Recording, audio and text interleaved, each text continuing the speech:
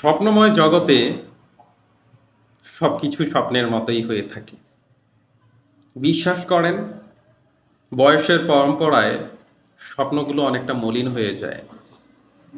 ছাত্র জীবনে যখন প্রাইমারি ছাত্র ছিলেন তখন স্বপ্নটা ছিল শুধু খেলাধুলা, টিভি দেখা, এতটুকুর মধ্যেই সীমাবদ্ধ।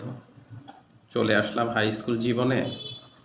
সেখানে মনে হতো কখন যে কলেজ জীবনে পদার্পণ করব। চলে আসলাম কলেজ জীবনে। তখন স্বপ্ন বড় হতে শুরু করলো।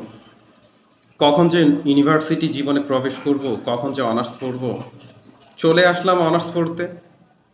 শুরু হয়ে গেল ভবিষ্যৎ নিয়ে চিন্তা। কখন অনার্স কমপ্লিট করব, কখন বড় একটি জব পাবো। Honours complete.